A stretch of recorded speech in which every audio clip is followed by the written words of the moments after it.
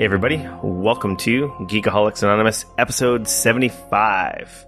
I'm your host, my name is Rico. I'm here with... Jude Brown.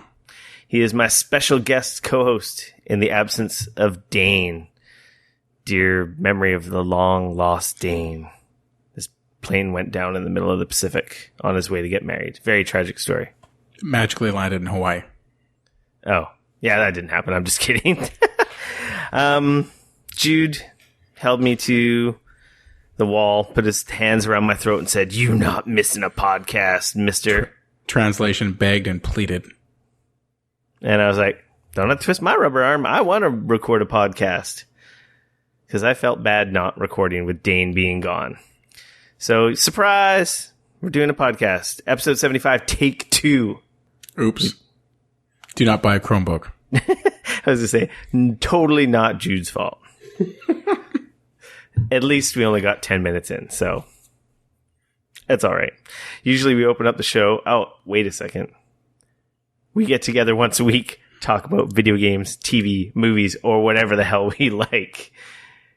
Usually we open the show up with what you've been playing, get into some news, our free-for-all section where we talk about whatever the hell we like, and in memory of Dayne, now fired missing ex podcast host, our DD section, our designated drinking section. And we're both lamos. We already went over this. Neither of us are drinking. Hey. It's not lame to be healthy and have nice, crystal clear, filtered water. That's true. I really wish I had something to drink. See, at least I'm drinking. Alcoholic or not. I could have gone upstairs this whole time and I just sat here playing Pokemon. I'm drinking dihydrogen oxide straight up out of the bottle. Damn. Yeah. From the glaciers of... Victoria. Them Victoria glaciers. That's right. Yeah. They're hard to find. Very hard to find. It's nice. Rare water. Yeah. So me and Jude go way back. We've known each other for decades now, I would say. I started playing video games seriously when you worked at the video game store. Man, that's a long time ago. That's actually the first time I did any graphic design too, believe it or not, which you could argue is my career in marketing started right there. Really? Yeah, it's the first time I made the world's ugliest, like the ugliest poster you could ever make, I made. Man, those were good days. That was fun running the video game store. That was amazing. Yeah.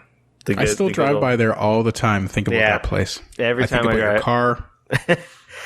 Every time I drive by there, I do too. I'm like, oh man, it's so sad because it's like an empty space now. I don't think anyone's renting it. It is sad. Yeah. What's Fred up to? He's retired. Yeah.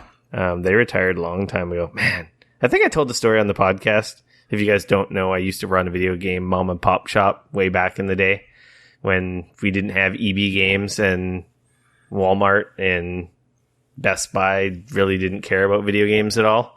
And to give you and Fred credit, you guys were doing everything. You were buying used games, selling used games. You had systems for sale, used systems for sale. I was importing stuff from Japan. We were modding systems. You could come and rent a PC. Yeah, we had the internet cafe in the back, like the only one in town or two when we eventually had 2 locations. I actually brought in a decent amount of money. You'd be surprised, back before smartphones and everyone had laptops and Wi-Fi was everywhere. A lot of the military guys used to come in all the time because they didn't have it on the base. Of course. Some of them were traveling light. Man, those are some really cool memories. Yeah, that was some good times. Yeah, so we've known each other for a really long time. So, like I said in the last podcast, he isn't just someone I dragged in off the street. We actually do know each other and have been friends for a long time.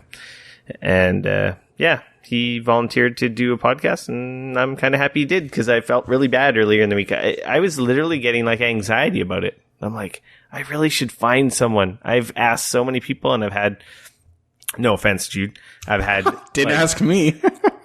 I didn't ask anyone. I'm glad you're here. I just was getting at, I've actually had big podcast. I've had people with 100,000 Twitter followings, like, ask to be on the show. And I just am so bad and lazy that I haven't made arrangements. Yeah, well, it takes time. But we need to get some of those guests on. There's some pretty amazing people you got access to. No, definitely have to get off my ass. It's just tough. Right now, the balance with the newborn, obviously, it's made things a little more difficult. Going and hiding in the basement for 3 hours a couple times a week. The wife's like, really? Baby's crying. I could use some help. How old is yours now? 3 months. Yeah, I'm 4 months. We're in exactly the same place. I hear you, brother. I think she just started teething, so she's a little more fussy now. We have 2 teeth coming in the bottom right now. It's the exact same thing with her. Yeah.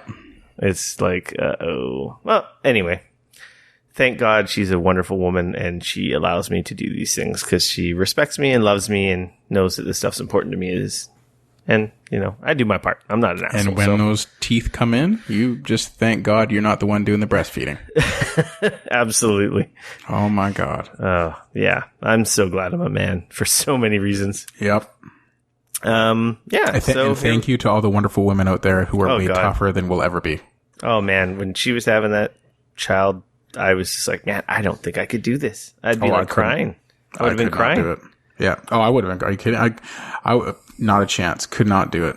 No. Little tangent here. The other dads out there will relate. Maybe some of you younger guys might not relate. One day it may be your reality. Amazing experience as it is, but scary as hell too. Mm-hmm. But now I have a little beautiful baby girl, and every time she smiles, it like almost makes me cry. Yeah, and they're pretty cute. I just get cuter. And then she gets older, and then I'll actually have a video game partner because my wife sucks. Build her up to bring her down. Oh my God, yeah, Finley. Well, I won't get too far ahead, but if he even sees Transformers on my phone, does he go mental? Oh, he's just dying to get in there, dying. That's funny. Yeah, they are. She watches TV. Like her eyes gravitate to it, and it's like, you're too young for that. No, let's not do that. Yeah, I know. It's weird. So let's get into your what you've been playing or what we've been playing. I'm still playing Pokemon Alpha Sapphire. I sort of beat it in quotation marks. And in our last podcast was just telling Jude how I enjoy running around just capturing all the Pokemon that I have left. And I was telling him something they added compared to the X and Y version. Before this, they have this Pokenav built in. And you can see in each area of the game that you go to, it shows you which Pokemon you've caught. And it'll tell you, you're missing some. It doesn't tell you which ones you're missing. And if you have battled one and they ran away or you killed them by accident without capturing them, you'll get their silhouette showing that they're still missing.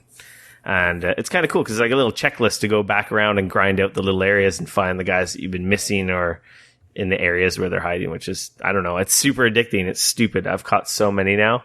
I went back and looked at my X and Y because I really thought I had a lot in X and Y. And I think I'm already double that. I'm just like the Poke catching machine. And I mean, that's all we're begging for. And I know they're working on it, but that's just what we're begging for in Pokemon Go. Give us the Pokenav.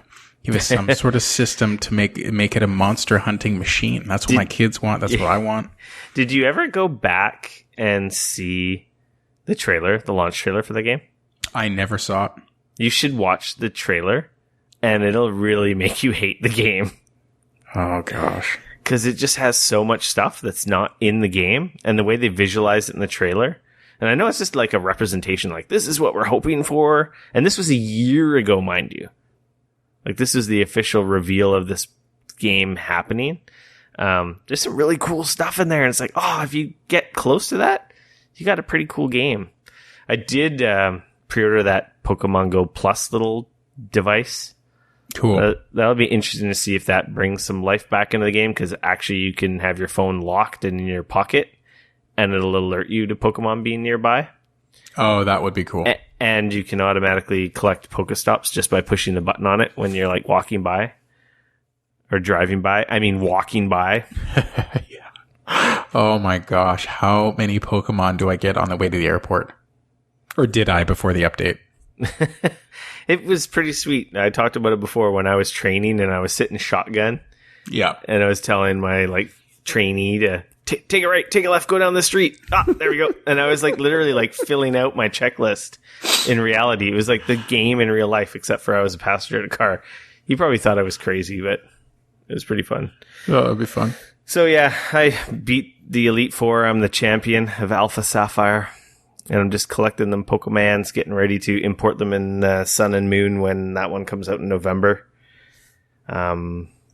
Actually, I started playing Dishonored as well. What system are you playing that on? PC. Nice. So I talked about, if you listen to the show, Dishonored's come up a lot. It's on my pile of shame. It's a highly regarded stealth action 3D like adventure game on PC, Xbox. I think they remastered it for Xbox One and PS4, but it was 360 and PS3 before that. Arcane Studios. Have you ever played Dishonored? No, I'm always so intrigued by that cover though. And like I said, it was on my pile of shame. I even played it at a PAX like a few years ago behind closed doors before it was out. Before we even recorded the podcast, like I said. And I'm like, this game's amazing. And I got it when it came out. I own it. I can't remember if I have it on 360 or PS3. I have it on one of those ones. And then I got it on PC on a Steam sale because I'm like, I want the better version. It's just been always on the back burner. Like, I got to go back and play this game. And something always took me away from it. And when we went to this PAX most recently, we talked about that Dishonored 2 event we went to. And seeing that reveal that they showed us there, I'm like, holy crap, this game looks amazing. I have to go back and play the old one. Now, is it like Gears, like third person shooter or? It's first person. First person, okay. Melee combat. There is some shooting aspects to it. You have a crossbow or a hand cannon, but it's like very short range. It's not a shooter per se. You play as the princess's royal guard, Corvo. You come back from the secret mission she sent you on. And when you come back, her... Wait. Let me guess. Do you get Dishonored? You get Dishonored. Yeah. Look at me. I can't see you. Oh, yeah, sorry. Gotta look harder. Yeah, basically... When you get back, she is assassinated in front of you, and the High Counselor, whatever the frick his name is, him and his buddy they've been plotting this takeover royal coup, and they pin her assassination on you because no one was around, and she's dead, and they show up. But it was some assassins you tried fending off, but one of the guys had some crazy magic, and you just couldn't deal with them. So they kill her. And the story so far is really cool. So you get thrown in jail. It's your classic thrown in jail, escape from jail. You've got some like, what are they called? I'm going to screw up the name of their group. They're not like the Rebel Alliance, but they're like a faction of rebels, that know what's really going on. They know you didn't kill her and so forth. And there's a lot of corruption because there's actually a plague that's hitting the city as well. So the city's like a mess. Like people are sick and dying, and this plague is bringing in like this influx of rats into the city, which is like part of the gameplay mechanic is that these rats will be in like waves, and they're essentially like piranhas almost. You have to avoid them, or they'll eat corpses and stuff if you leave them lying around. And the more people you kill, the worse the plague gets. So that's part of the mechanic of like if you're playing very violent and killing everyone, there'll be more rats and plague in the world. And if you play more stealthy, that mechanic, there'll be less of them. But anyway, that's a little tangent. These guys help you escape, and you run into this character. I can't remember his bloody name right now. And he gives you this mark, this Dishonored mark. I can't remember the name of it. And you get these powers, and you can mind control animals. You can basically go into them and traverse the world, sneak through holes and stuff. Oh, so you could be like a rat. Yeah, you could be a rat, and then basically you like eject out of the rat and like frag him. Basically, it dies. It can't survive you using it as a host. But you can get into areas you couldn't by like taking over animals. Eventually, you can take over people. I don't have that power yet. Wow. So you can sneak around. But the really cool thing is these powers, you can combine them. He has a blink, which You basically a short range teleport, so you can traverse the world, like climb up on buildings, get across gaps and so forth. So you can blink behind guys, stealthily take them out or assassinate them, however you want to play. But the really cool thing about this game is that they throw you into an area and it's not linear. There's 4 ways to do everything. It's super like layered, the levels and the areas. And the combat's really tight. I like the fighting. The fighting's cool. You've got a combat system where you can counter with your melee attacks. You can mix in your special powers. And I'm sure they only get better from here on. Like, I'm very early in the game. I took out the first major target. How good at the fighting do you have to get? Can you just go up to somebody and start bashing a button to beat them over the head, or do you have to actually counter when I'm just playing on normal difficulty, so you can button mash. You'll be really weak. I haven't died yet, but I've been close to dying with button mashing. But if you counter and are good at it obviously you're going to feel like a real badass. Yeah, definitely. So it's rewarding when you actually if you take the time to mix some of the skills up and sneak up on people. Like, I've been playing a mix because I've gotten spotted and it's like, oh, I got to fucking take these guys out. There's bottles and stuff lying around the world. You can throw them to distract them. You've got a power which allows you to see enemies through walls and like their vision cones, so it can help you sneak around. Right. If you want to set up an assassination or whatnot. But I just, like I said, there's so many ways to go at it. You can go head first and combat it the whole way, which you'll get overwhelmed. Mm-hmm. Or you can sneak up over the rooftop. Or in one instance, I went around the far side of the level and went through a complete different section. Or you can go through the sewers. Or you can cut through this one building. And no way is right or wrong. The only thing is, I'm so OCD, I want to explore every corner. Mm-hmm. Is it comparable to Assassin's Creed? It's very different because Assassin's Creed is kind of open world. These are like stages per se. Okay, I got you. So it's not like a full open world. Like, you've got your hub world where your hideout is, where you upgrade your gear, you upgrade your skills. There's the bar where there's your characters that are driving the story along, talk to you and tell you what the next step is or who you got to take out or what you got to do. And basically, this first mission, I had to take out I want to say, was it Chancellor? He's one of the guys that screwed you. And you had to Jim. You had to go take him out to get his black book that he always carries on himself to learn the location of where the princess's daughter Emily is hidden. So that was the first point, because you got to get her back, because basically the military is in control of the city, and they got to get her back because she's the rightful heir. Anyway, it's a really cool game. It's really good. I don't know how I let it sit on my pile of shame for so long. It sounds really good. No, it is. It's really cool. So this is Dishonored, but the reason we're talking about this is because Dishonored 2 just came out? No, Dishonored 2 is coming out soon. Pardon me. I think it comes out in November. Now, is that all 3 platforms? Yeah, PC, Xbox One, PS4. It's not Bethesda.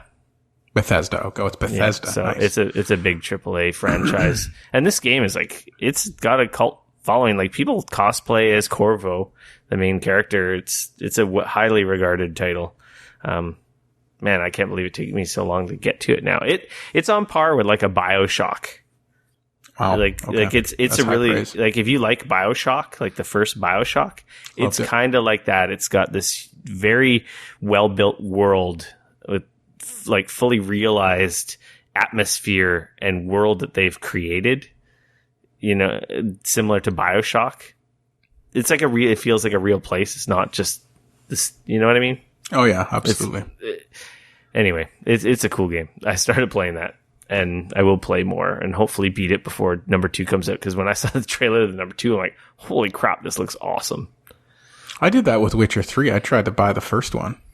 Mm-hmm. And it was actually Dayne who set me straight. He said, "Oh, don't waste your time. Just go right for The Witcher 3." Yeah. The first 2, I don't know. I never played the first one. I started the second one, and again, I got pulled away to something else. But when I started the third one, A Witcher, that was it. That game is phenomenal. That was good. And you know, I don't know how it compares to Dishonored, but with The Witcher, there's a lot of, some of those side missions where you just got to go fight people. Mm-hmm. You can't just button mash and punch. In Witcher. In Witcher, you know what I mean? Like, you actually have to dodge, you have to counter. Yeah. And when you finally get the timing down, oh my gosh, is that ever rewarding. It feels fantastic. Button mashing in Witcher 3 is kind of messy. Sometimes you can brute force it, but it's just really ugly, and you're wasting all your heals and you look like a scrub. Yeah, absolutely. It's so much better when you've got the combat. Man, I gotta go back and play that. Too little time. Man, that's an awesome game. I'm just trying to get through Fallout 4 now. Still. That's an awesome game too. Yeah. Yeah, Dayne, it is good. All right. Yeah, Dayne's an idiot. I already told you. Fallout 4 hater. Yeah. He's Fallout hater, period. Unfortunately, Dayne seems to have a lot of PC issues. I've been very lucky with I don't know if it's because I keep my OS clean or what I do, or if it's just because he has good parts in his computer, so it can't be his hardware. I don't know what it is, but I don't know. I've been very lucky. In Dayne's defense, the things that he doesn't like about Fallout 4 are the things people don't like if they don't like Fallout. Yeah. Fallout 4 is the best version of the Fallout series for like mitigating those things. But if you really don't like those things, then you're just not going to be a Fallout person. So I can see where he's coming from. It's a love it or hate it. He's still wrong. Don't get me. I mean, don't take this the wrong way. He's still wrong in what he's thinking. But if you're going to see something incorrectly, I can understand why he would be incorrect about this particular issue. Yeah. I love that game. Man, I saw it. They were playing it. I think I talked about this. They were playing it at PAX on the Vive. Because they're bringing Doom and Fallout 4 to Vive next year. Oh my god! Are you? I should just not play it anymore then. When I mentioned that to our buddy Mark, who came with us, yes, like he's like, I'm done. I'm buying a Vive. Like, that's all I need. Yeah, that's the sort of fans you get Fallout 4 for sure. It looked pretty cool. It has that teleport mechanic that a lot of VR games use for movement.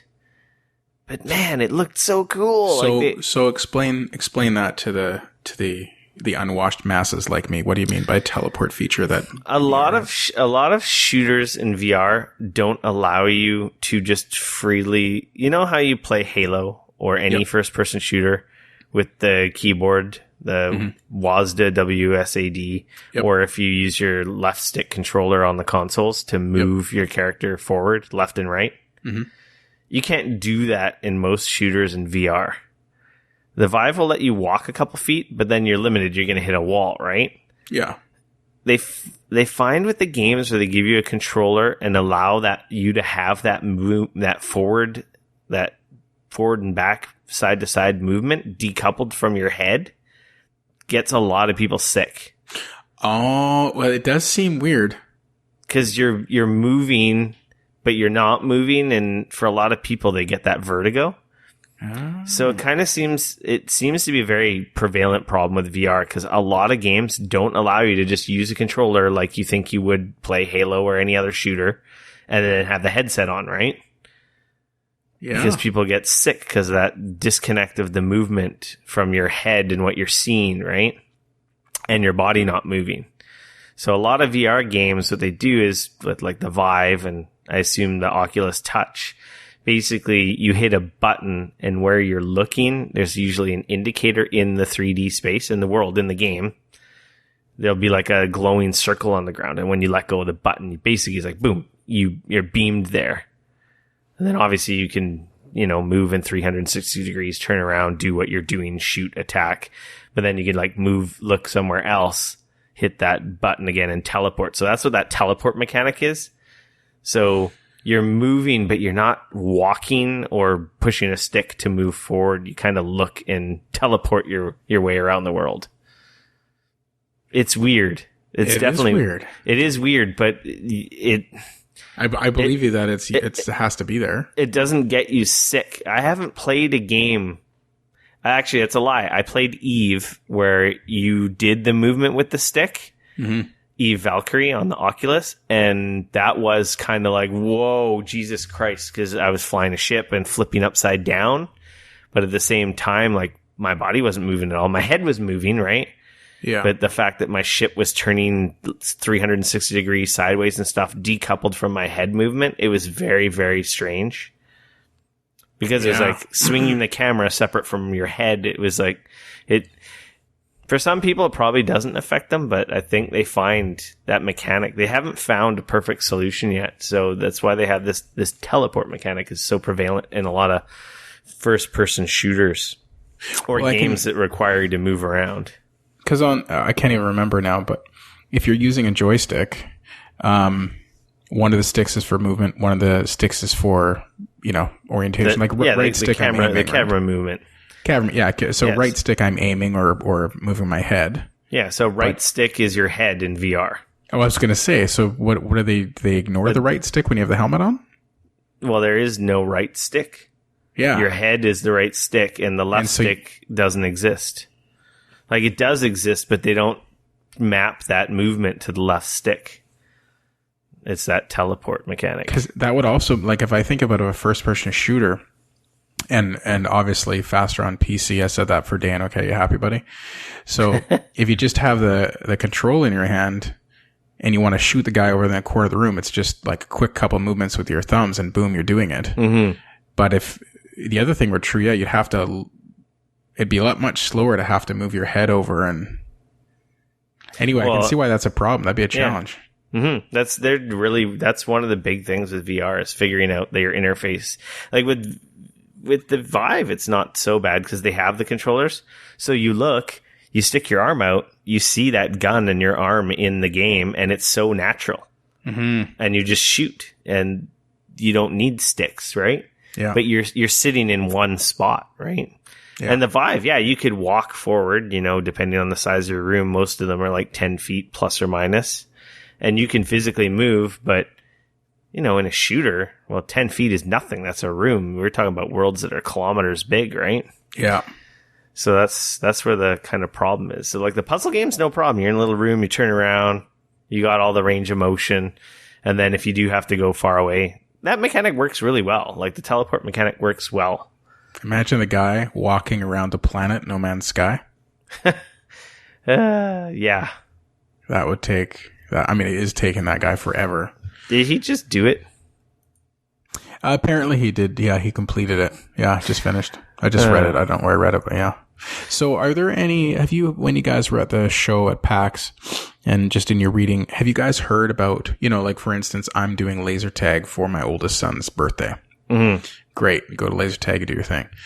The next evolution of that, of course, is going somewhere, strapping on a VR headset.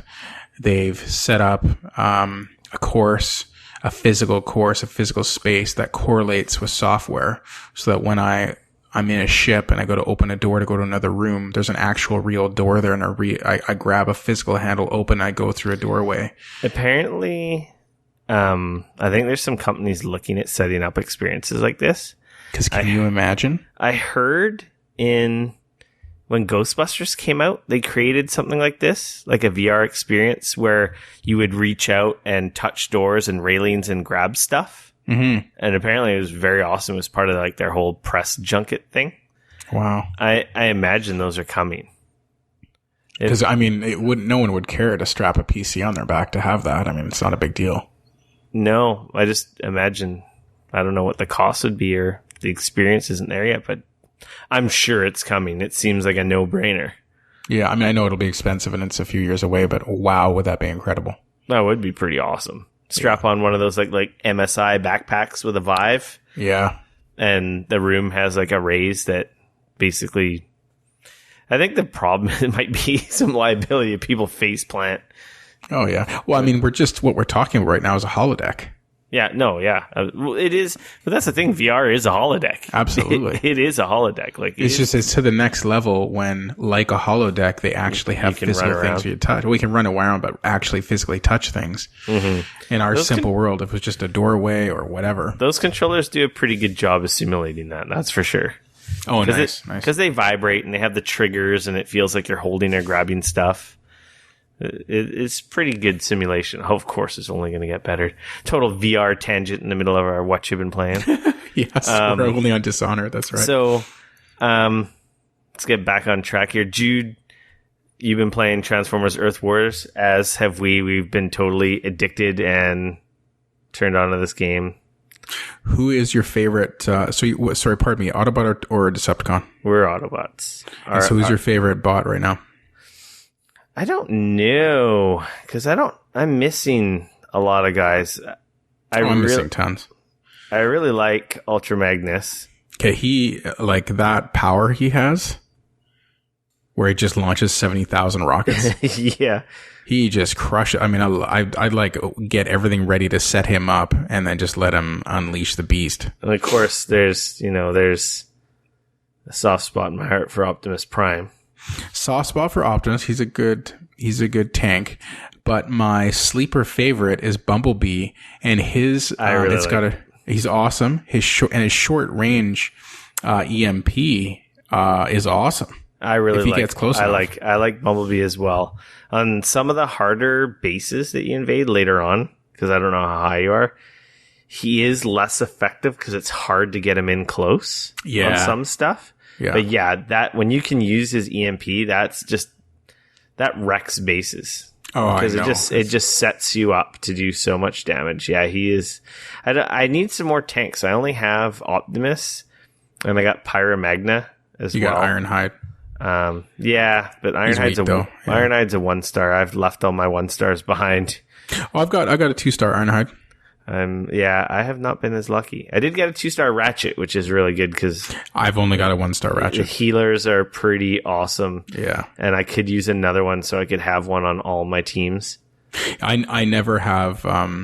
Pretty much never do I have maxed. Like when I go into battle, whatever level I'm at, I don't have the maximum amount of battle points because I always put Ratchet in because I don't win if I don't have Ratchet in. Yeah, he's a game, and he's only a 1-star on some levels. Yeah, his healing makes a big difference. He's pretty integral on some of the harder bases that I'm doing now because I'm level 27. Yep, and my headquarters is level 9. I don't know what level. I should pay more attention to what level the bases are I'm attacking, but I do battle zone 1350 now. Yeah, I'm on the one just before that. So because my 850.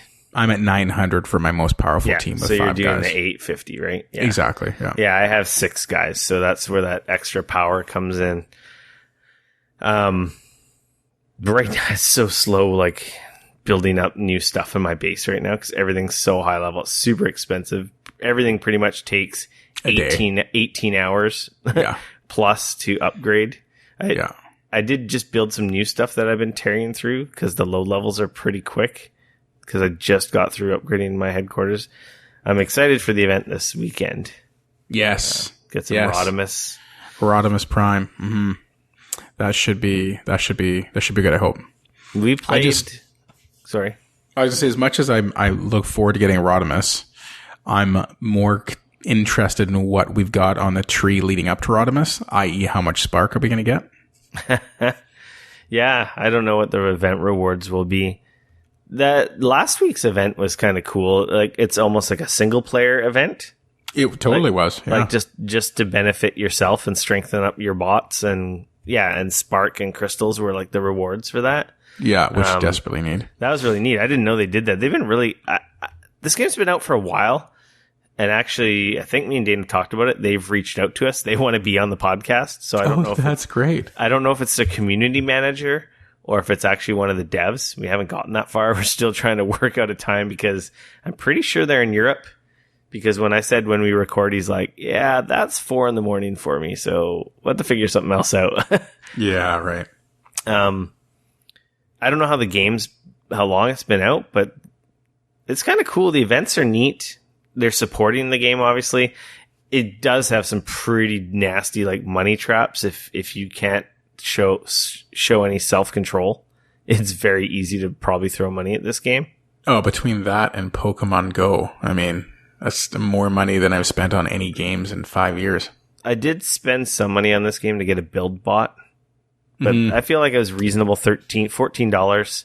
I've played the game for hours, so it's like, well, you deserve some money, right?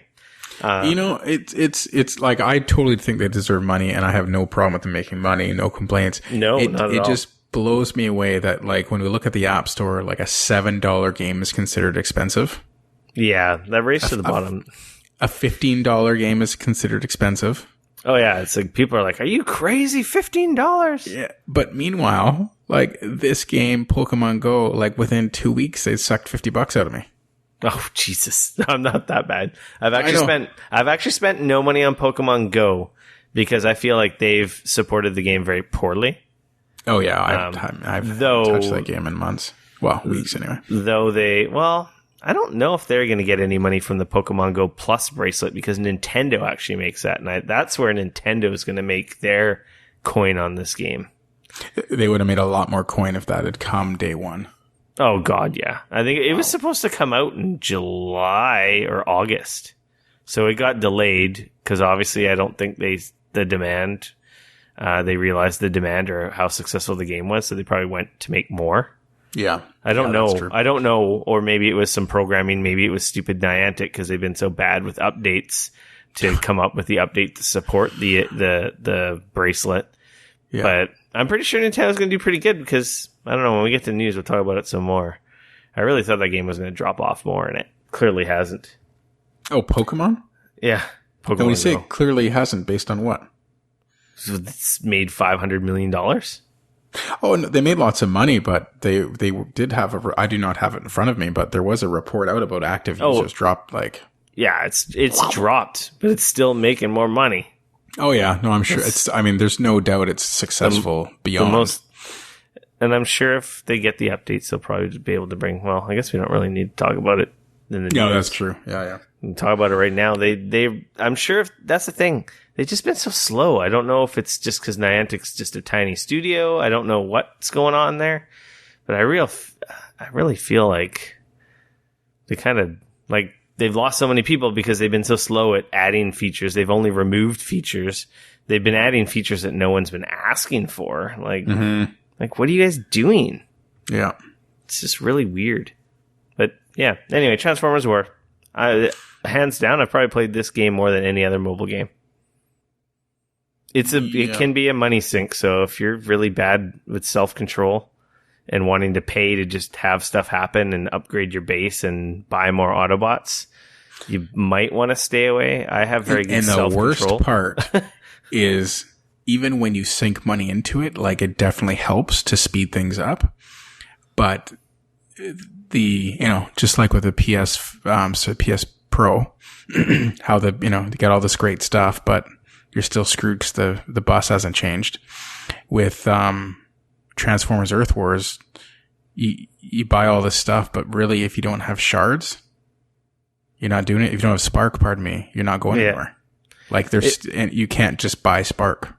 No, that you have to basically get crystals, then you hope to get duplicates, and you hope maybe you get an event, but there's no actual easy way to really do the important things.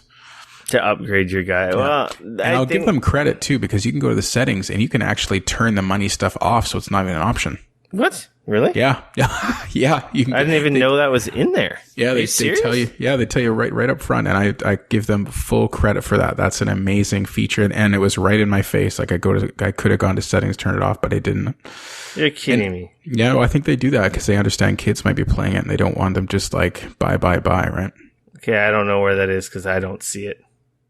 Yeah, I'd have to dig, but I remember when I signed up, they gave me a big clear message about that. And who knows? Maybe I had to do it at the start or something, but maybe I don't see it, but whatever. Yeah, that's the thing. I think that's the balance. You can't buy that Spark because if you could buy the Spark, then you could just make the strongest guys. Oh, which really top of the ladder right now. Which really translates into pay to win. Absolutely. Having the most powerful base and defenses is good, but that doesn't make you better at the game because that's the bots. The strength of your army is what makes that's what gives you the biggest gain. So if you could buy Spark, then it would probably break the balance of the game because then it would truly be play to win. Having the most powerful walls really doesn't do anything. It looks cool. Yes, absolutely. So that obviously must be their balance because that's a really tricky line. Like if your game is just pay to win, then the balance is screwed. I guess it's great for people with big wallets, but it's probably not good for keeping players around. Oh no, that would annoy most people. And I've never played Clash of Clans because this is like what Clash of Clans and Boom. I was going to ask if you played Clash of Clans. No, I've never played any of those, so people have told me this is like that. Yeah. So I don't know how bad those games are. Yeah, apparently it's the same thing. Super addictive. And especially if I don't know if it's Clash of Clans, but there's one like that where not only do you come back and your base has been decimated, but they tell you who decimated your base. Oh, God. So of course you're going to spend $20 to make sure you just obliterate that person, right? That just sounds nasty. Yeah, totally. Yeah, so you can't specifically attack anyone's base in Transformers. No, have you come back with a shield on? I've come back with a shield, and I've seen the replays of people wrecking my bases. I've never had. Do you have to get to level 20 or something? Or I have no idea. I've been attacked about 3 times now, and I think I've lost them all. And I've adjusted my base every time now, so I think I have a much better design now. Well, you can see how many times you've successfully defended your base too. I have successfully defended, but I've lost more than defended.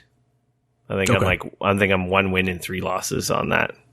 Well, you get to some of those bases. I love it as soon as the screen opens, you're going to win because they've got like a bunch of buildings close to the landing strip, nowhere near any guns.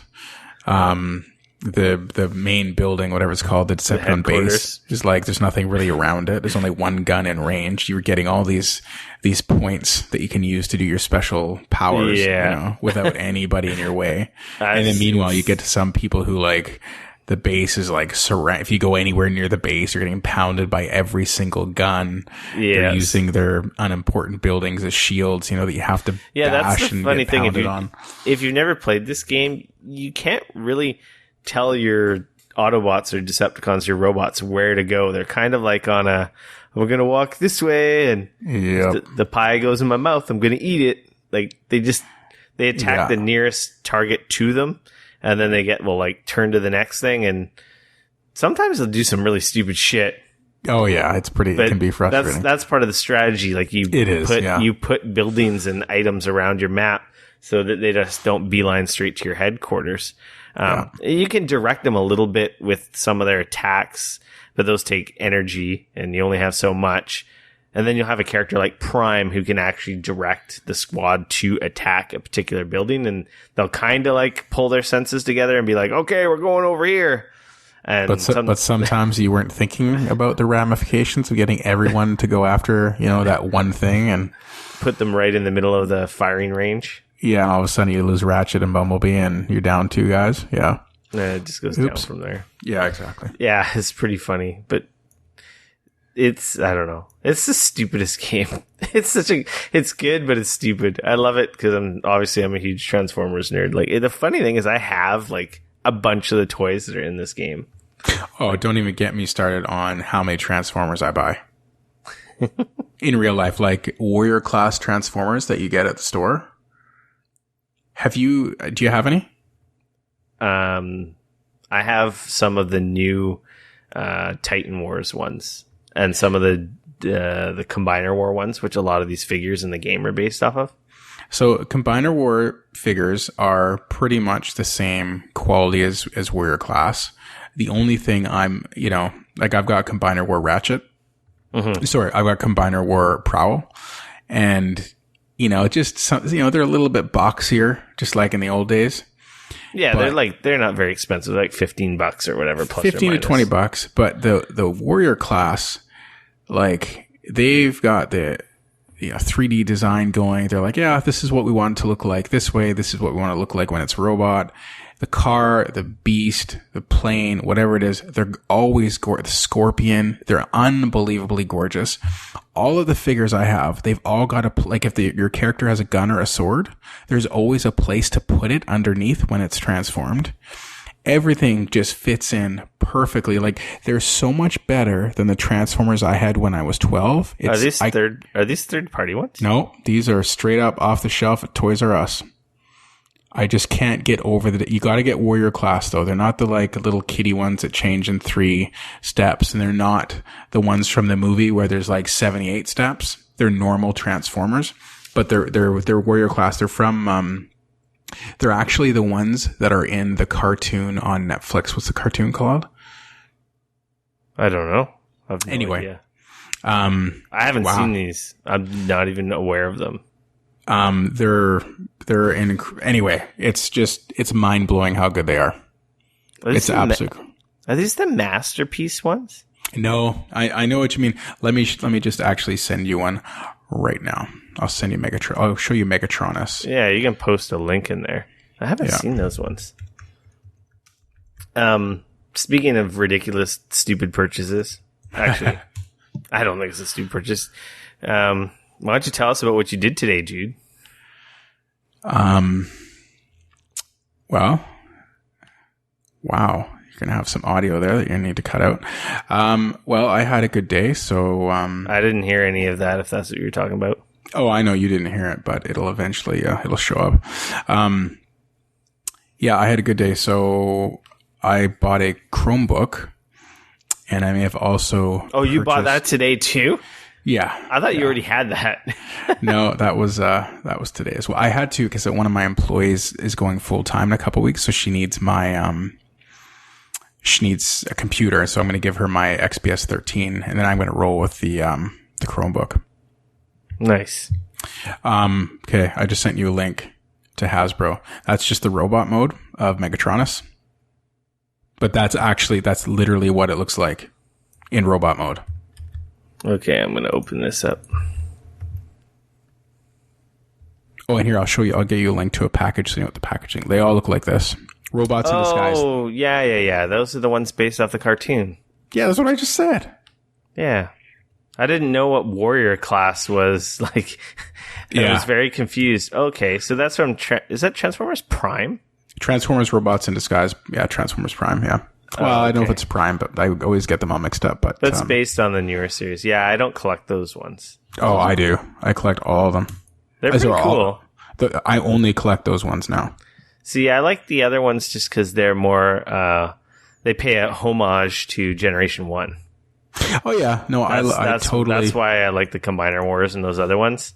Because they're better versions of the shitty 80s toys that I had, right? Because next time you're there and you're grabbing, like, you have $15, just get one just to transform it. No, I don't want to start another addiction. That's true. It is amazing, these things. I was really bad. Like before I met Nikki, I was looking at some of my old toy orders. And when I was single and an idiot, well, not an idiot, it made me happy. I spent upwards of $500 plus a month on collectibles. Hence why I have a basement full of freaking collectibles. Yeah. No, it was like off the hook. Like I've sold a few of them now, and I'm like, wow, that just paid for my trip, or that just, nice. Did that, and so forth. That one right there. I've seen that guy in the store. He looks pretty cool. Oh, he's awesome. And he turns from that into a combine harvester sort of thing. And he's got an awesome gun, and the gun slips inside him so you can't even see it. And it's just, anyway, I'm so impressed with what they can do. We apologize for everyone listening that can't see these toys that we're looking at. Yeah, it's very true. Transformers Thunderhoof. Yeah, check them out. You'll be able to find it. Okay, I'm glad. I thought you were making something up. I think Jude is crazy. No. I've never heard of these. No, I've seen them. I just never collected them. So yeah, and I did. It wasn't much, but I did get a little bit of Halo time in today. Yeah. So you got an Xbox One S.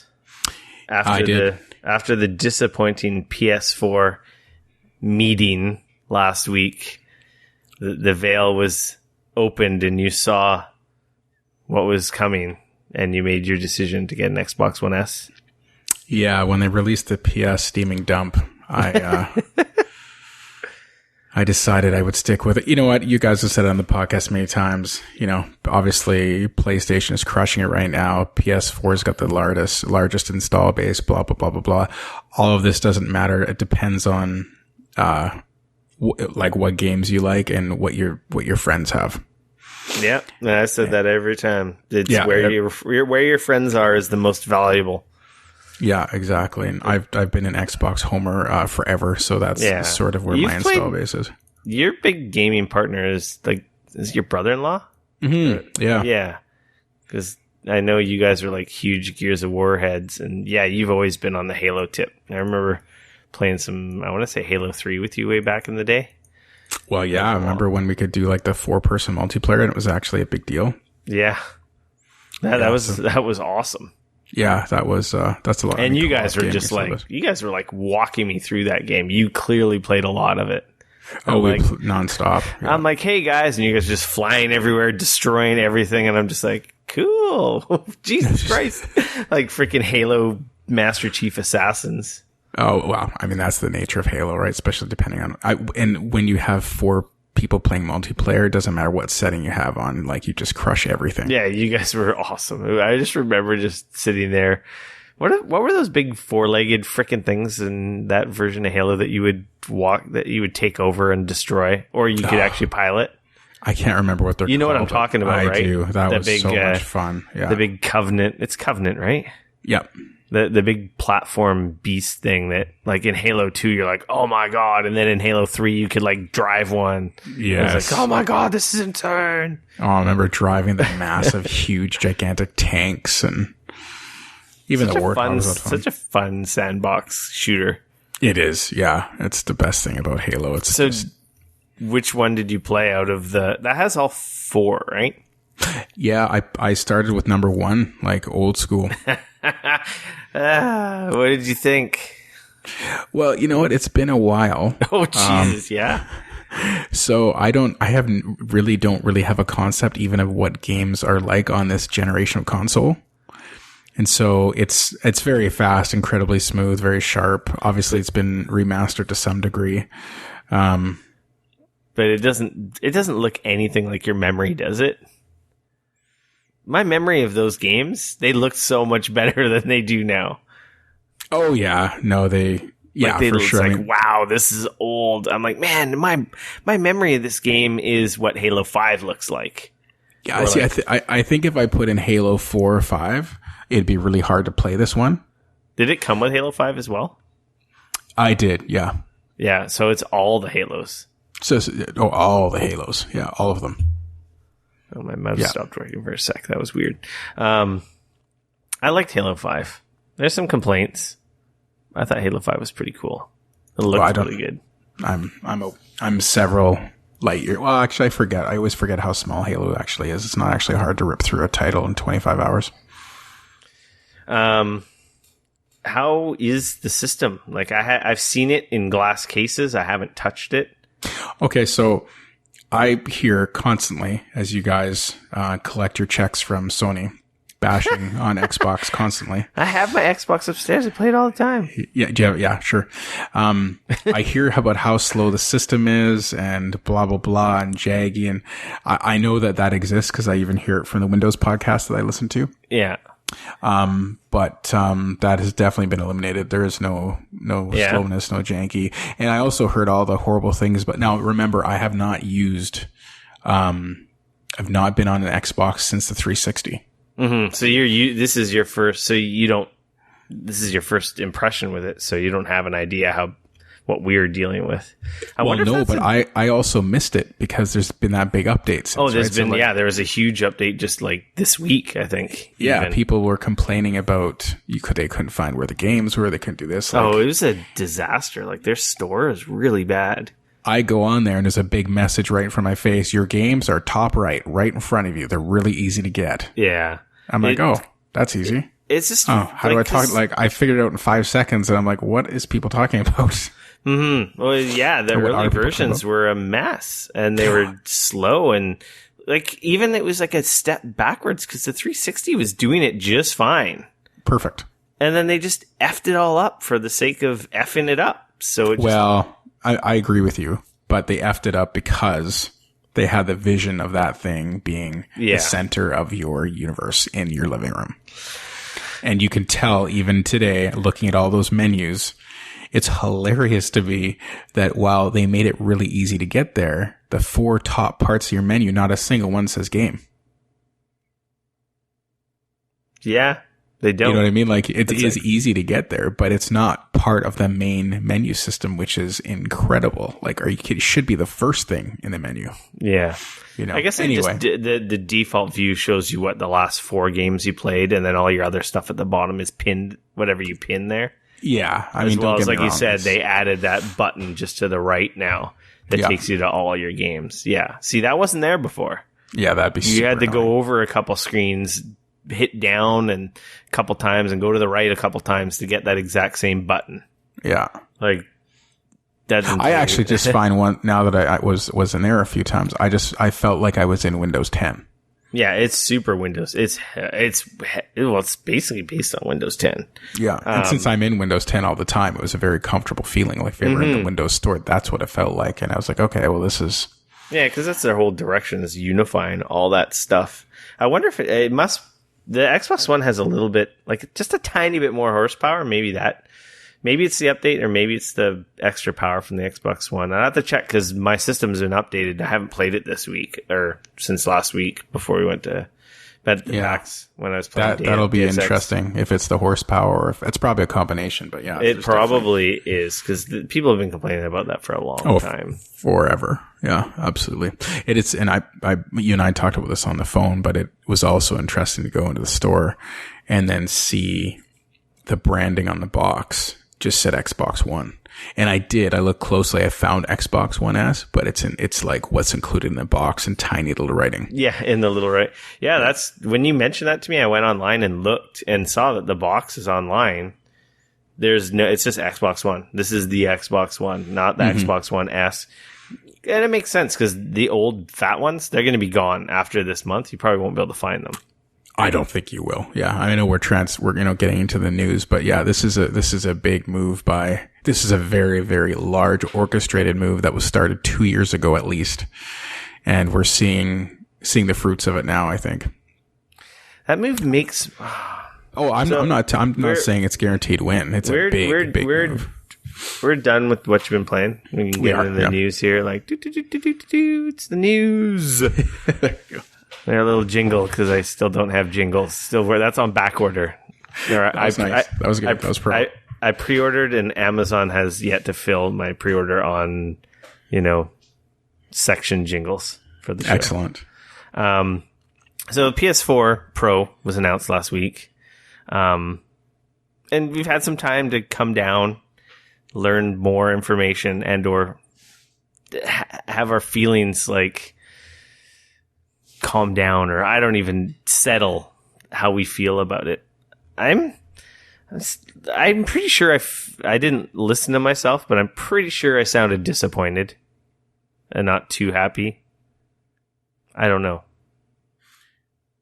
I think it was great listening to both of you talk about it last week, and you guys had some concerns.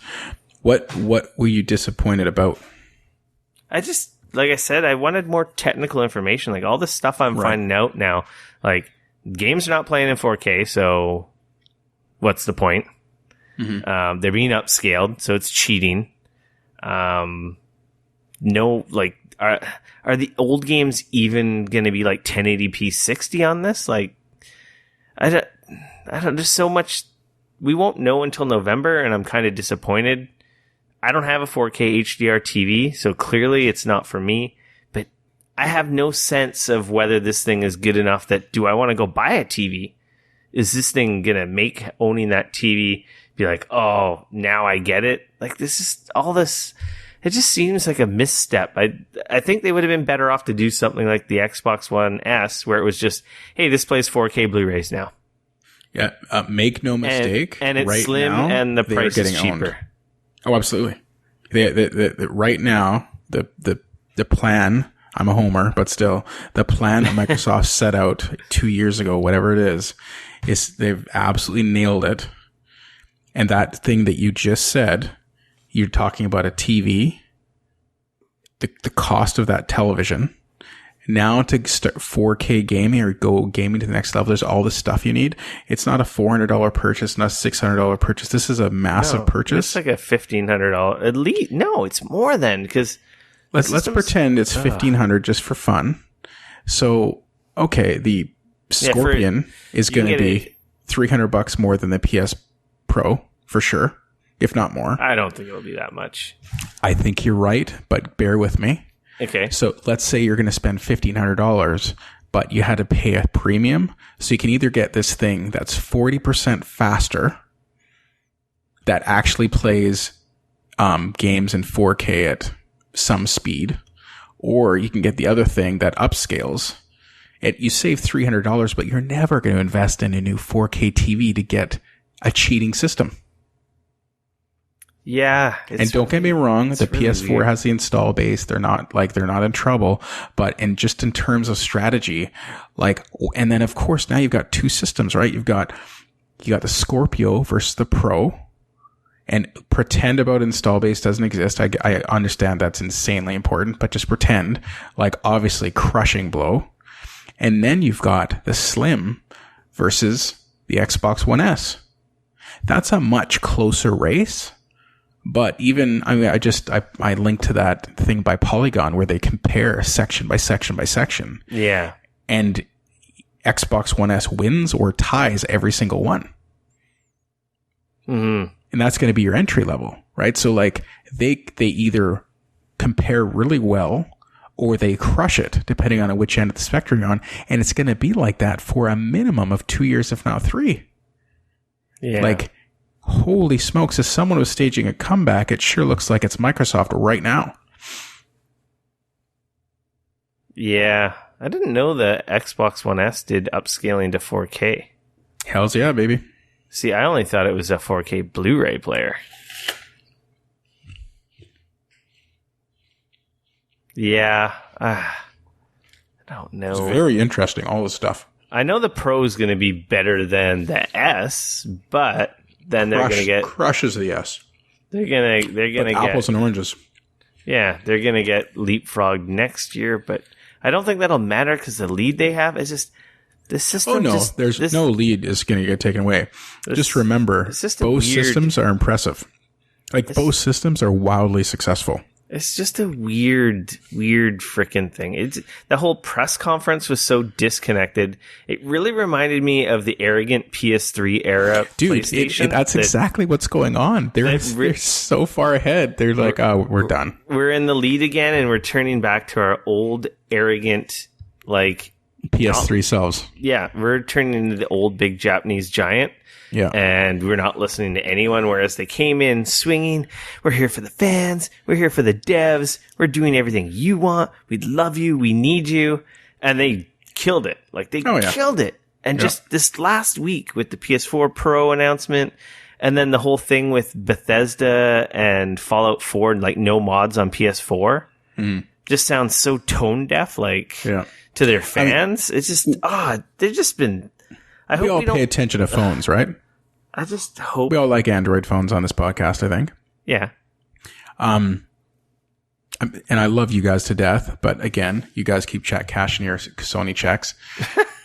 Some of the stuff on the podcast about how amazing Sony is, I'm have you not watched them in the Android world for a while? Dayne is a huge fan of their phones. They finally just now came out with what looks to be a decent phone if they don't screw up the software. Finally, as long as you like the biggest bezels in the world. Mm-hmm. How is Sony not crushing it in Android? Everyone uses their cameras, including Apple. They should know how to make hardware. It's a little square brick. This is not hard to do. They make the best televisions in the world. They're a hardware company. And all you have to do is make a beautiful, gorgeous phone, put a PlayStation something on it, don't touch Android, and ship them out. You will sell, I would love to buy a Sony phone if they didn't suck. I don't know because I don't have one. I know some of my friends. I bought one. Them. I did. I bought one for staff. Dayne used to have one and he misses it. Yeah, the phone itself, it was okay. The bezels are insanely huge. Camera was super slow. And their software sucks because Sony sucks at software. There's no argument there. And my whole point is like this idea that Sony is somehow like this magically brilliant customer, like business at delivering software and hardware. They got a great history, as does Microsoft, at messing things up. They've fumbled tons, and that's what I hope we don't look back at this moment and go, that's where Sony dropped the ball and just handed it to Microsoft. Well, you know what? We all win here. Like, if Microsoft starts doing well, Sony's going to freak out and they're going to crush it. And competition's good, but that's the thing that scares me, is that they revert back to their old ways. It's kind of like Nintendo. Nintendo is still that old school, tone-deaf Japanese company. We're going to do things our way. We're going to shove it down your throat, and you're going to love it. And that's been Nintendo's motto forever. Hence why they're just they don't even chart. Their fans keep them alive. And I love Nintendo. I always will love Nintendo. They make some of the best games in the business, and always will, I'm sure. But like, they're just so tone deaf. It's like, we're doing stuff our way, and that's the way it's going to be. Mm-hmm. Does it make sense half the time? No, it doesn't. I wonder how much the NX matters compared to putting games on iOS and Android. It's going to be crazy. That's.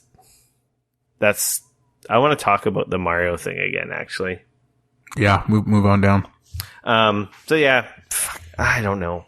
I've been so tempted to get a 4K TV, but I don't know if it's worth it. One of my buddies who listens to the show, he has a 4K TV, and he wants this stuff. He loves 4K. He loves his TV. He loves his Netflix 4K, and he says it's amazing. And like, you know, I obviously am tone deaf because I don't have a 4K TV. I see them in customers' houses, and I've hooked them up, but I'm not around it all the time. Like, I'm not. I feel like it's just really early still. Mm-hmm. Oh, it is. Even the 4K content on Netflix is mostly upscaled. I don't know. Like, I was looking at some TVs recently, and I'm like, oh, I got a PS4 Pro. I can sell my old one. It'll recoup some of the cost. Then I kind of want a new TV because my TV's, I have an LED, but it's 10 years old. It's 1080. Excuse me. It's 1080p, but it's 10 years old. Remember when TVs were like, they just went forever? Like, there's nothing wrong with it. It's just, you know, it's got ghosting. It's a earlier generation LED flat screen TV. Luckily it's 1080p. I got it at that point, but it's not the most amazing display in the world, right? Yeah. So I could use a nice thin, like, it has a giant bezel. I could use a nice thin bezel. My last 55-inch TV, which I gave to my mother-in-law, I like, if it wasn't that it was so big, and I realized 55 is not big anymore, but easily pick it up with one hand.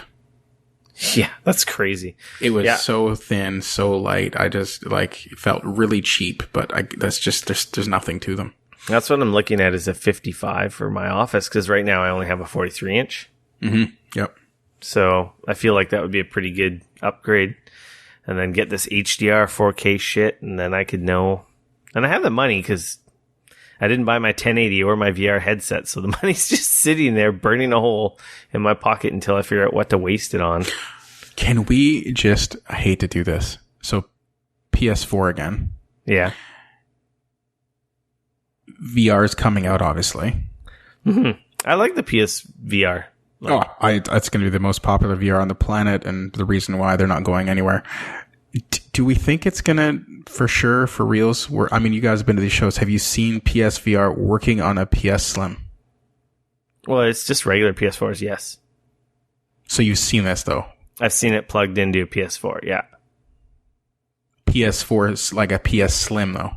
Yeah, PS4 and PS4 Slim are the same thing. I know. I still just, I'm... Not Slims. They didn't have this meeting, so they didn't have Slims at PAX. But it was plugged into PS4. Yeah, and PS4 and PS4 Slim are the same thing, I realize. It's, I think that would, to me...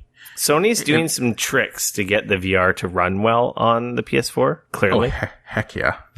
And like I said, they don't have the... It's like... It's the exact same thing as PS4 or even like, say, Xbox One to playing Witcher 3 on PS4 looks amazing. But then you see Witcher 3 on a high-end PC. You realize how much it's gone. It's very different, right? Yeah. It still looks freaking amazing on the PS4. Yeah. And experience is great for everyone. Yep. But then you got snobs like me who know there's better, and then you see the difference on PC. That's the exact same thing. The PSVR is like playing a console version of the game versus the PC version. It's still mind blowing. It's still awesome. People are still going to love it, and that's the thing. I think about 2 years from now, they'll have their entry level VR bundle for $300, and unless Microsoft does something that no one's expecting, you're not going to buy an entry-level system. It doesn't have VR. The rumor is they're partnering with Oculus because the whole thing that the Xbox One controller is included with Oculus, but I haven't seen that anywhere. That's all conjecture since that happened. That's all conjecture, and then they dropped it like, the Scorpio is going to be the most powerful console for gaming and for VR. But what? Okay, with who? What? When? What? Why? Yeah. So everyone's assuming they're working with Oculus, but no one really knows. When does PS VR, you can pre-buy it now or what? When's it coming out? October 13th. So now. Yeah. Interesting that Xbox hasn't even had a release yet. And then the Pro is out a month after. I don't know.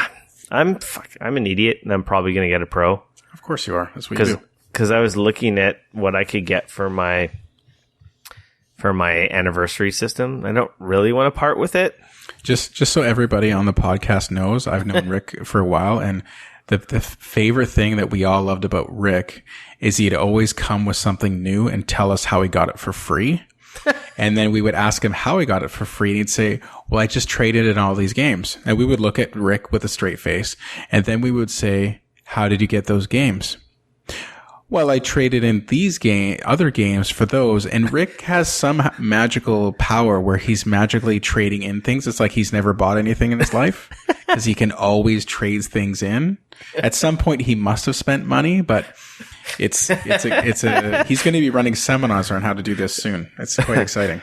I recycle my investments. Yeah, that's right. You reinvest. You double down. I spend money, but I spend less than I should magically. It was always so good though, because you would tell us almost like things were free, like you hadn't actually spent money and sold something for a loss. No, that's so true. I'm pretty good though. I'm really good though. I mean, a lot of people just throw stuff out. At least you're getting every penny you can. No, I will reuse stuff and trade it in. Like I'm planning this out already. Like I bought my. So, I don't know if I should say this. Okay, this might piss people off, but I bought 2 PlayStation 4 anniversary systems. Downstairs? No. I may have sold one for a lot of money. So it paid for the one I had. So technically I got it for free. Oh, nice. So I can sell that one. Right now, people are paying a decent penny for them still. Not as much as in case there's any conspiracy theorists out there, let me just confirm what you're thinking. Yes, he has a special line into Sony. Yes, that's how he was able to purchase the 2 at a cut rate. No, and yes, Sony supports no. people buying those things and then, bumping up the prices. I wish. Would that be nice? Just call up your buddies. So anyway, I might sell it on eBay because I was looking at the prices and I'm like, hey, then I can get a PS4 and that kind of pays for my PSVR headset. Yeah. And it's like, it's not totally free, but instead of shilling like $1,000, I'm only going to spend $300. So, and that's my secret to scamming stuff. Perfect. Limited editions and collector's editions, always for the win. Yeah, no doubt. My wife makes fun of me because she's like, you always have secret money. Secret money. Because of all my, like, I've said it on the show before, like, I sell collectibles online. Yep. Like, it's also not necessarily gaming collectibles, but like my action figures and Transformers, like imported stuff from Japan. And I've done pretty well. Like, you remember when I talked about callback earlier in the show when I said I spent lots of money on toys when I was single? Yeah. Oh, yeah. Well, a lot of those toys are worth double, triple what I spent on them. Oh, I'm sure. Yeah. So, like, that's where my buying the garbage. It's that's where a lot of my spending money comes from. Because obviously, my wife would murder me if I took our money and bought all this stuff on my own. It's like my geek self invested in my future geek self. It's awesome. It's really funny. It's kind of stupid. It's worked out really well. That's for sure. That's great. So enough of that. All right. Last Guardian delayed.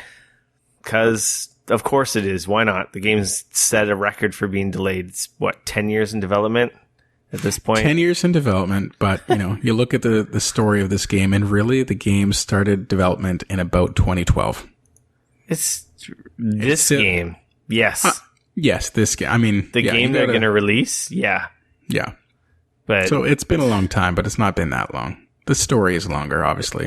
But really, there's games that started it's been scrapped and restarted and scrapped and restarted. And the people that mattered left the studio. And of course it's been delayed. Yeah. And speaking of delays, South Park, The Fractured Butthole has also been delayed till Q1. Oh, actually, The Last Guardian was only delayed till December. It was only a couple months. Mm-hmm. So let's see if that happens. Thank you, Jason. And South Park, The Fractured Butthole is... Thank you, Jason, again. Yes. Delayed till Q1 2017. Which is disappointing that they're going to miss Christmas, but, life goes on. We played that at PAX. That game seemed very finished. I guess it just must be some extra finishing touches they want to put on it. Interesting. Did you play the first South Park? No, but I hear from this podcast I listen to, it's pretty good. Do you like South Park, the show? Oh, I love it. Love it. Yeah. That game is brilliant. Oh, I'm sure. There's some you have to play that game. I can't even spoil some of the scenes in that game. I'll have to say one word: Canada. When you play that game, if you've played this game, you know what I mean, what I'm talking about. I look forward to seeing that. I think it's like $5. Actually, I think it's backwards compatible, and I can lend it to you on 360. Oh, wow. Okay. It's like it's like a South Park movie, but a game. Nice. Like the whole story, the unique story they come up with. Anyway, I'm excited for Fractured Butthole. I'm kind of disappointed, but you know what? There's a lot of stuff coming out this fall. I'll probably actually be able to play it early next year. So that's the one positive I could say. Yeah. PS4 system software update 4.0 came out. This is the one that magically adds HDR and folders and a bunch of stuff that have been I don't understand how the system didn't have folders from day one because PS3 had that, but I don't know. Like Xbox, they did some weird shit with these new OSs on these new consoles. They got a quick menu that you can access your games, your chats, other features without totally kicking out of the game, which is kind of nice. I haven't been able to play with it. That's interesting. That sounds like a very familiar feature that's been in another system forever. Yeah. Well, they had it in it was different on PS3. Well, it doesn't really, just the way they did it on PS4 is if you hit the PlayStation button, the whole OS comes up and the game just stays suspended, right? Yeah. And it's like a split second to get back and forth, but this is more a smaller overlay that lets you get into other stuff without having to kill your game. Mm-hmm. That's a really good idea that they came up with. So I was listening to another podcast and they were confused on how Sony was able to add HDR to all the launch systems. I don't know a lot of technical stuff about HDR, but they were talking about the HDMI spec. Version 1.4 to version 2 and it's completely different, yeah. And HDCP, and they're just they were talking to people and they're like, we have no freaking clue how they are doing that. Because basically they're saying if you have an older system that doesn't have the right cable or HDMI spec, how is it possible? Yeah. Yeah. How is it actually physically possible to get a signal over a cable that doesn't support it? That is very interesting. I don't know anything about this stuff either, but I remember running into issues with HD. The first HDMI wouldn't take audio and you had to have it at 1.6 versus 1.4, blah, blah, blah. They're definitely doing some black magic there. It's pretty cool that they are adding that too, because that's the feature. That's a thing. And I've seen it and I wasn't really blown away. I went to the store and I was watching Deadpool in HDR and I'm like, yeah, this looks really cool. And it's an HDR, but I wasn't I still wasn't I'm still missing that. Why is this so important? You know what I mean? Oh yeah, for sure. So it's going to be interesting how this works on existing games or movies. Like, and all of this stuff is the same. Like, it's really nice. I love it. But the second I'm engrossed in a game, I forget all that stuff. Yeah, it kind of goes out the window. I don't know. Yeah. It's going to be neat. It's neat that they added that. If you've got an HDR, how much money did Pokemon Go make? Is that not the worst looking game on the planet? Yeah, it doesn't. See, that's we're going to keep going back to the Pro and even the Scorpio. And even this kind of extends to PC gaming. And this is like someone else I was listening to on a different podcast was talking about, this makes no sense. He's like, graphics are the least important thing. How does this make my gameplay better? So I agree. About the gameplay. It is about the gameplay, but it's also about marketing.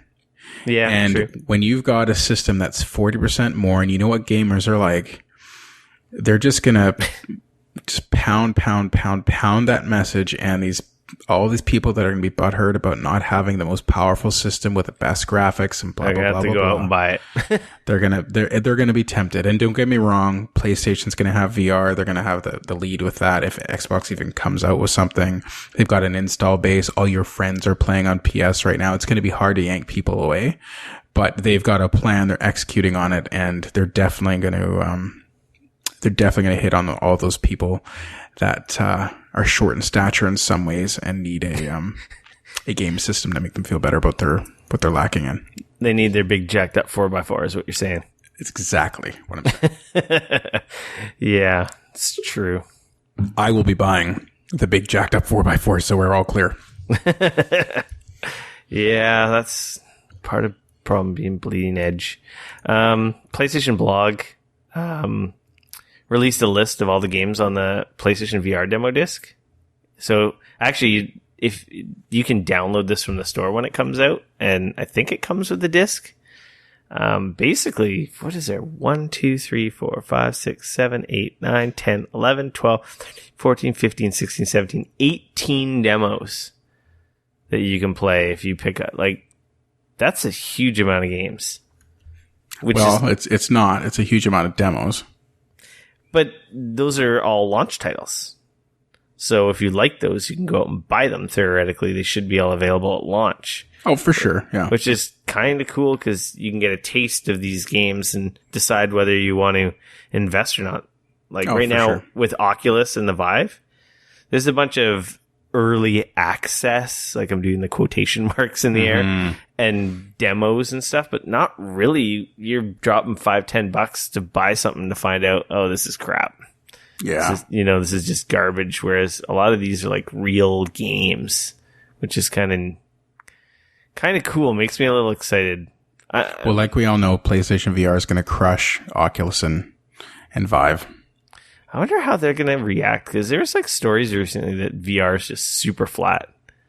Like those two are not selling like jack right now. You said it about 4 podcasts ago. What games are there that are must-have games? Well, yeah, I'm still waiting. Yeah. And even with these titles here, I don't know, Rez was cool when I played it at PAX, but there's still nothing in this list that's like, oh my God. But VR is so cool. Like, that's the thing. No, I know. Like, it's so cool, but it's like, there's no Zelda or like this, you have to frickin' play this. Yeah. You have to experience it. Check this out. This is a really cool experience. Like, it's a toddler. It's just crawling right now. It's getting ready to walk. Yeah. And when it starts walking and then it's going to get into running, man. This would be nicer if there was less barrier to entry to get these. Pokemon Go introduced a new buddy system. I don't know why we talk about this stupid game. I hate this game. Well, yeah, whatever. At least now it's a little bit easier to upgrade those guys you can't find. Yeah, so what they did is you can choose one of your favorite Pokemons to be a buddy, and when you are walking, playing the game, you'll get rewarded with candy. So you can eventually grind out the candy to upgrade these Pokemon to evolve that you may or may not ever see again. Ponyta for the win. I don't think I have the upgraded version of that one. I'm working on Charmander. I've only ever found one. Yeah, I'm working on Charmander because I want to get a Charizard. Yeah. I really haven't played that game a lot at all. Oh, I haven't turned the game on in at least 4 weeks. Not until training and tracking, or trading and tracking comes back. Well, I'm going to play it when I get that stupid bracelet next week. I didn't know my wife got iOS. She got a new iPhone, so I upgraded her. She has no clue. I upgraded her to iOS 10 because I wanted to see what was new in it. Yep. And they added a sticker. These exist in all kinds of stupid chat packs. Mm-hmm. But when it's like a system level thing, like part of the OS, that's when this stuff really goes crazy. Yes. There's a Mario sticker pack that you can get, and I think it's free. Oh, so let me ask a question. So at my little company, we are only allowed to communicate via Slack. We're not allowed to send emails to each other. Mm-hmm. For a bunch of reasons that I think are obvious and we'll go into. So we use, inside of Slack, you have emojis. We use emojis like crazy. Not only do we have emojis, but we've got Giphy integration. So we've got animated GIFs going on. And then you can upload your own emojis. So like, I think last week I probably uploaded 6. So you can put whatever you want. Yeah, like our favorite one ever is our cocaine emoji. That's easily, like we'll give the developer something to do and say, well, get to work, cocaine emoji. And that's like the big joke, right? So I'm on my phone and Android is always trying to get me to use stickers and I'm just using the emojis. Like, why am I using stickers instead of emojis? Just because they're bigger and... Yeah, like, I don't... I'm not anti-sticker. I'm recognizing that I don't get it because I'm such an emoji person. It's for the kids with the photos and the Snapchats and the... It's for the kids. It's just neat to see that Nintendo's like, they're going whole hog with this Apple thing. Like, I've had more time. I've had more time to process what happened last week with Miyamoto walking out on stage at the iPhone 7 reveal. That's huge. That is freaking enormous. Like, honestly, like I don't know do you know what the stock did after that? I don't pay attention to that I haven't stuff. checked either, but it should have gone up.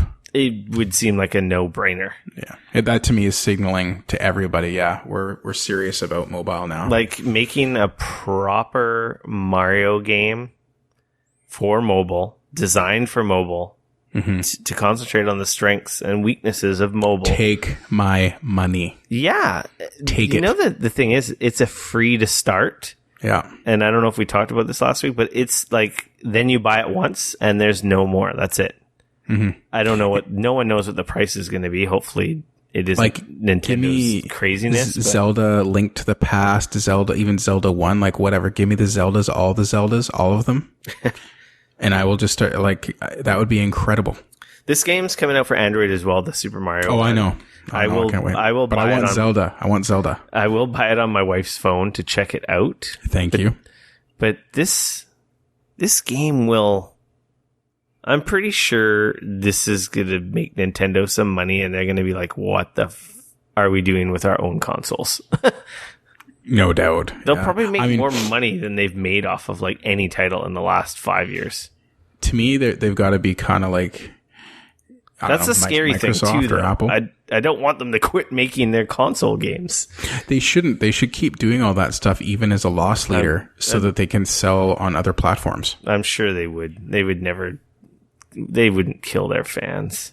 No. And I never cared until, I don't know what podcast it was, but you were detailing what the rumors are, what the NX is going to look like. I think I'm so excited for the NX. Well, I couldn't care less usually.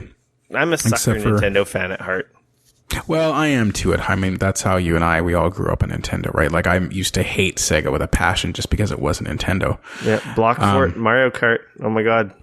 Oh yeah, all the nights playing Mario Karts at Oscar's house, so much fun. But the NX, you're saying it's likely that it's going to be somewhat portable. Mm-hmm. See, now I'm interested. Yeah, and there's a rumor that it's going to play the mobile stuff they're doing too. So, that would be right. Like I remember that talk. Yeah, like that's mind blowing. Like if the mobile stuff that they make for the phones also works on that. Mm-hmm. That's pretty cool.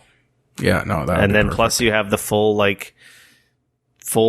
real games, the real Zelda and the real Marios as well. Yeah. I just love that. That's the thing I miss. Like, I have a shitty work laptop.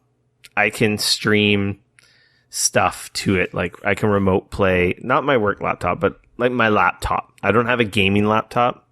I can stream PS4 to it. I can do in-home streaming, but it's not the same because the lag and all that stuff. Do you know what I mean? I'm not playing it natively.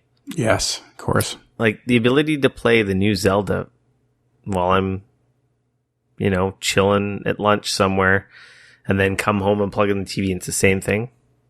Oh, yeah. And then I pick it up and go. Like, I don't understand how that doesn't exist with cell phones already. That's how I feel too. It's like, kind of mind-blowing that Zelda.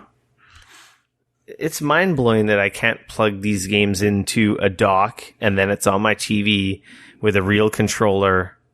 I don't know. Anyway, whatever. I don't know. It is crazy. You put a link here about Ubisoft. Yeah. And the Vivendi takeover. I guess Vivendi's still been trucking down this path. I haven't read this story, so maybe you can enlighten me.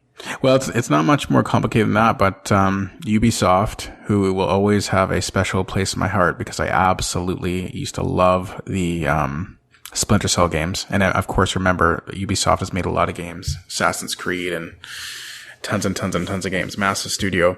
But Vivendi, who what did they just take over Gameloft, I think? Yeah. Anyway, they just took over Gameloft, and now they're circling around trying to do an aggressive takeover of Ubisoft, and Ubisoft has seen it coming because Vivendi hasn't been quiet about it. Yeah. And so they actually created a website, which is actually pretty nice, where they kind of detail what they do, why they're good at it, what they're all about.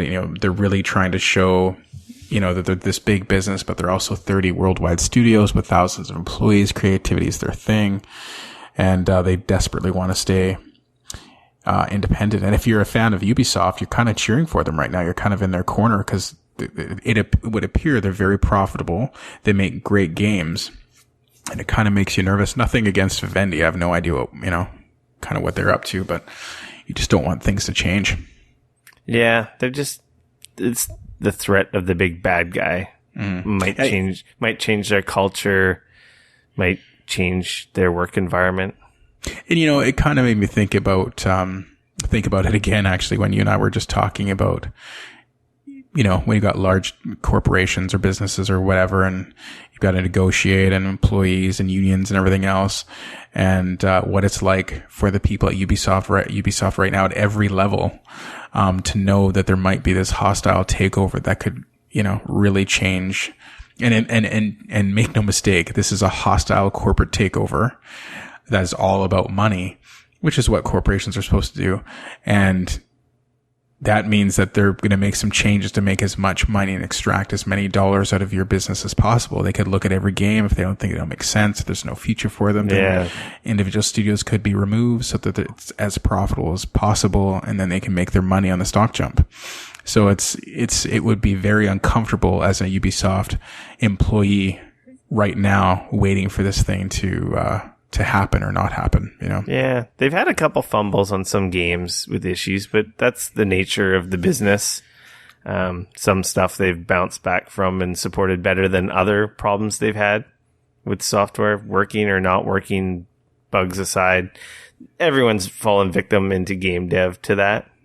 And the hard part with Ubisoft is, and I don't pretend to have an inside, scoop, but I do know they do have, 30 studios all over the place, and they're all responsible for different titles or portions of those titles. But, it's actually a collection of small businesses working together, essentially. Yeah. So when one title goes bad, like, oh, hey, they were really slow on Watch Dogs on PC. Well, maybe think about saying, well, I don't know which studio it was. Let's just say Ubisoft Montreal for fun. Well, blame them. Don't blame all of Ubisoft on a blanket. It's like saying you don't like anybody's Portuguese, right? Yeah. Nobody does, though. Well, there's a lot of good points to watch out for Portuguese people, obviously. But yeah, they're all crooks. They're all crooks. Well, we know what they're selling PlayStations for. Super shady. Super shitty. Anyway, I just thought it was an interesting story, and good luck, Ubisoft.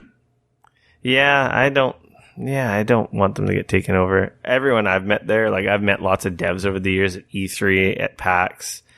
Like they're awesome people. Their PR people are freaking amazing. Just even the guys working on the games are always super passionate.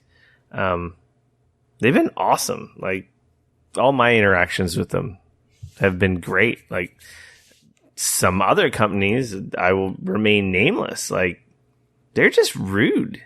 Yeah. Oh, you're not PewDiePie? Like who the fuck are you? Like, yeah, I'm a tiny podcast and we have our listeners, we have our fans, we're spreading your message. Maybe what I say... We're volunteers. We don't make a single penny. This is what we do. Yeah, we do this for fun and the love of the hobby, and maybe what I say sells a copy of your game. Yeah, well, it does. But, I buy everything based on this podcast. You don't have to be a total dick because I'm not I'm not a giant Twitch streamer or YouTuber, and some companies are they're just super rude. It's like the nightclub high school scene. Whereas... Don't even get me started on Twitch streamers. Or native advertising. Don't even get me started. I'm not a huge fan of them at all. But anyway,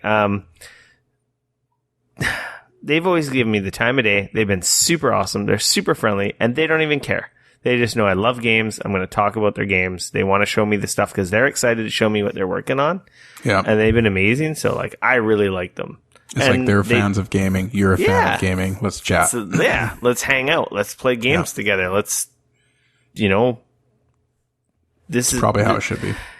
And that's the way it should be. And I hopefully they come out of this good. I hope like if this does happen that they are like, okay, you guys are good. We'll just let you be. But like you said, it is a hostile takeover. Chances are there's going to be some victims. And I really hope that doesn't happen because they're so awesome. There's many other companies, that, probably deserve to be taken over and have their cultures totally flipped upside down because they're doing it totally wrong. Mm-hmm. It's just, I guess when you're doing really well, you're doing really well and you're making money.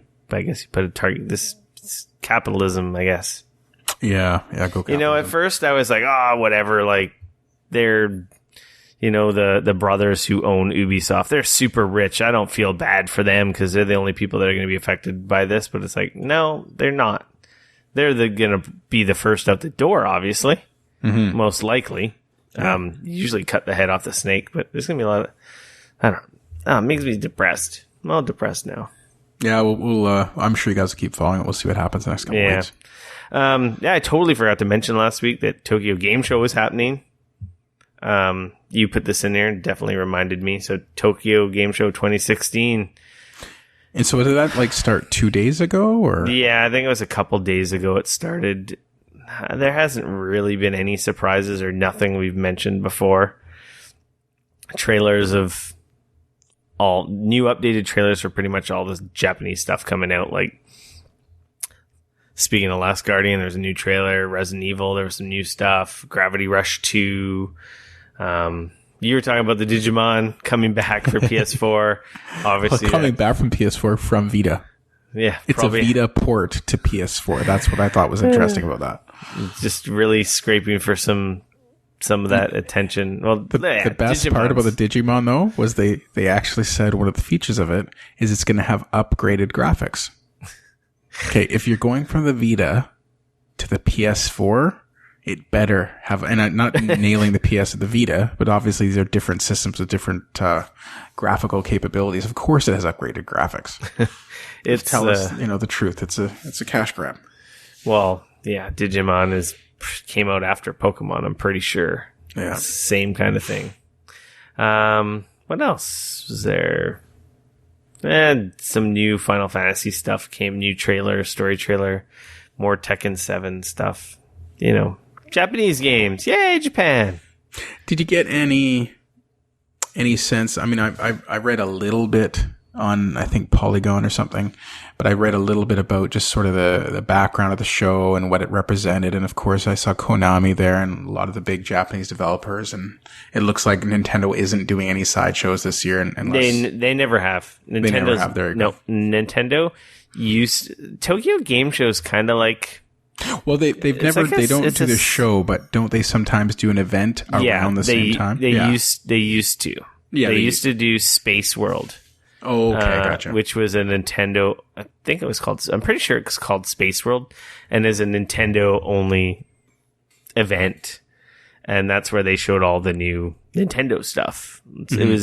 They did their own thing. They were kind of ahead of the curve, but they quit that a while ago. I want to say that died like in the Wii era, but it used to be like every year. And Tokyo Game Shows, to be honest, I think it's a pretty pale shadow in comparison to what it used to be. It would appear to be a totally pale shadow, and if anything, it seems like it's there for more of a cultural / solidarity thing. Like, we're still here, we still matter, we've got our own thing, got our own style. Yeah, it's very Japan. It's very Japan, and I always wonder about what is the mood. How do people feel like? Obviously, there's been at the show. I don't know. I'm sure there's got to be. It's different. It's open to the public, so for one, I'm sure there's tons of excitement. I hear the lineups are crazy huge and stuff. They do public days. Well, that's good. So it's like an E3. It's like an E3. They do something cool that I wish E3 / PAX. It's closer probably to an E3 in terms of scale. Like they pull out the big guns, do really big booths and crazy shit. The booths looked amazing. Booth babes, models, like they go crazy for don't get me wrong, Tokyo Game Show is a big game show, but it doesn't have the oomph and the announcements and the power it used to have. Well, like nobody you from said, North America is going to order there, or not a lot. Like very few outlets send people there now. Like I think IGN sends people there. Mm-hmm. A lot of the other smaller groups, I don't think they even send anyone. They just report like remotely, through press releases and streams. Right. Because you can do that nowadays. Yeah. I'd always wanted to go. Like one of my dreams was to go to Tokyo Game Show. And, to me, Tokyo Game Show was like the mecca. Like before I actually went to E3. What? And that's my whole point. It used to be the mecca. Japanese games used to be the mecca. They used to be everything, and the world has changed in the last decade. Yeah, their industry has been very different lately. Mm-hmm. Western dev has really taken over. Obviously, they're still around. They're not going anywhere, but it's not what it used to be. Mm-hmm. Like when Japanese devs dominated the entire video game scene. And do you remember American games were garbage? Yep. Like they weren't good. Like no one. Like there was PC games that were good. And PC RPGs, there was that niche of, hey, this is what Western devs can do, and this was like, that stuff was coming up, but it still was like wasn't even a blip on the map because it was all Japan. It was all Capcom and Konami and Nintendo. Like that's what gaming was. And then it changed. Yeah, totally changed. And I guess that's the point. It changed, and Japan didn't. That's it. They've been very super slow to adapt. Yeah, which is honestly some sort of cultural thing there that they struggle with massively. Absolutely, it's probably their corporate cultures, and they're just Japanese culture in general. Something to do with how their businesses are run. Obviously, they're very slow to adapt, and you see them trying now, like the new Final Fantasy and stuff. They're definitely still playing catch up. Yeah. It's interesting. It'll be great when there's another renaissance and they kind of come into their own and maybe adopt and accept what they are and maybe put another spin on it or something. Yeah. What is the name of the show with the big, huge, giant things? People are flying around these little packs. Have to like slash the back of their necks for them to die. Attack on Titan. So Attack on Titan. You and Dayne love this show. Yeah, it's pretty awesome. Yeah. Thanks to you guys, I watched it. Okay. Yeah. Were you watching on Netflix? I watched it on Netflix. Is it dubbed or subtitled?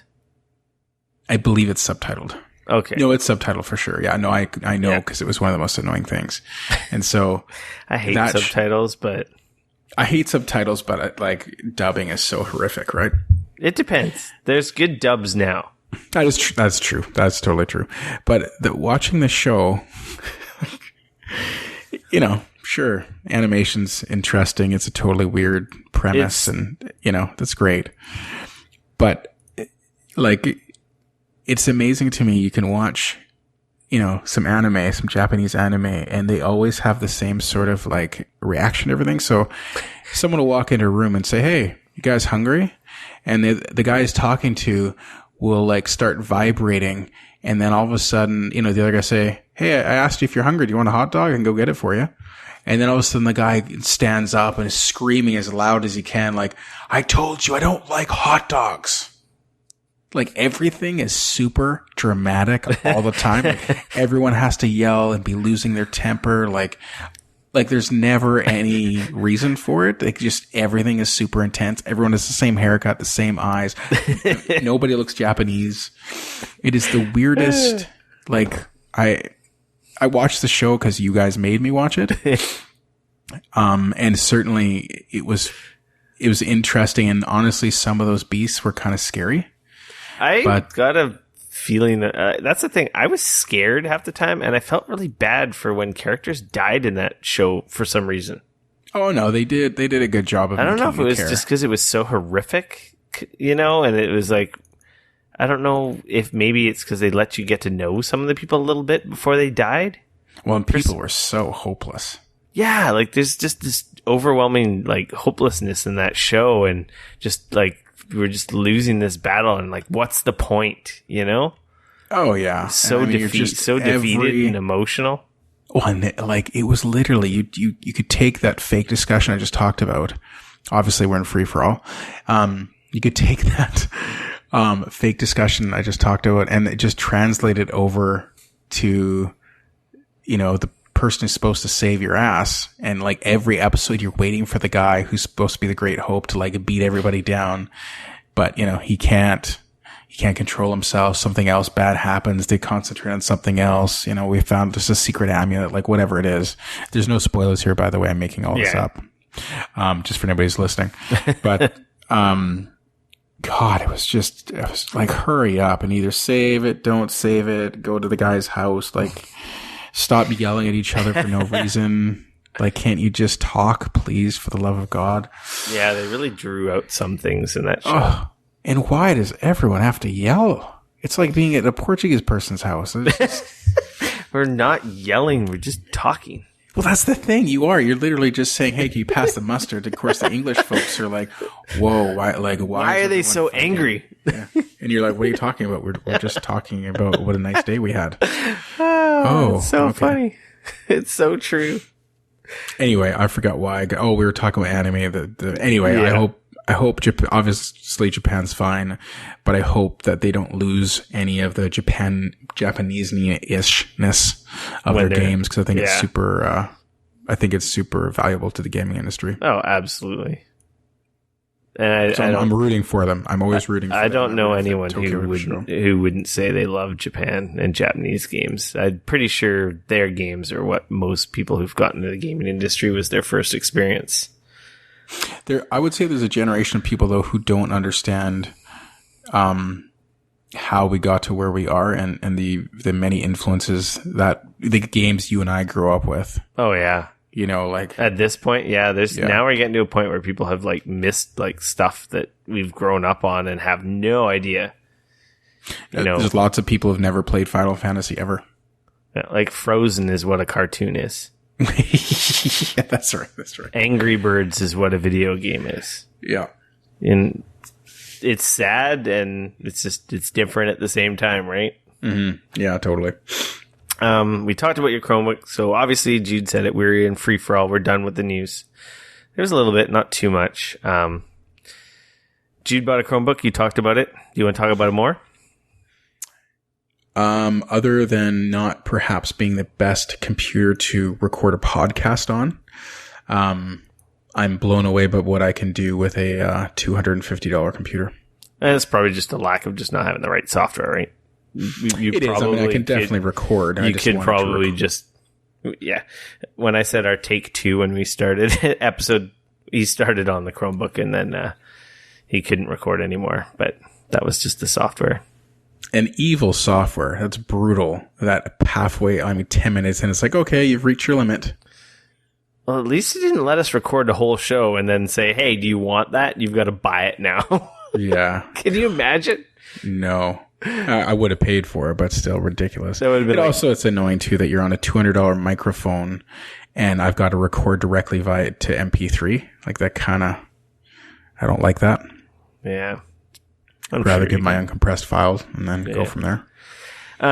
This next thing you wrote down here, the Transformers comic, I've been hearing lots of good things about the comic, like what they're doing right now. Mm-hmm. Do I have to go out and get these? So I've got them on my phone. I bought the digital versions.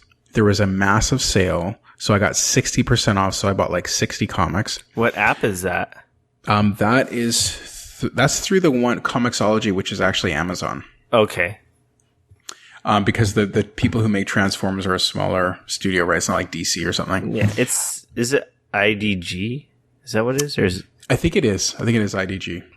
Okay. I can't remember. But yeah, yeah. I mean, the humor in Transformers is beyond. It is like my favorite character.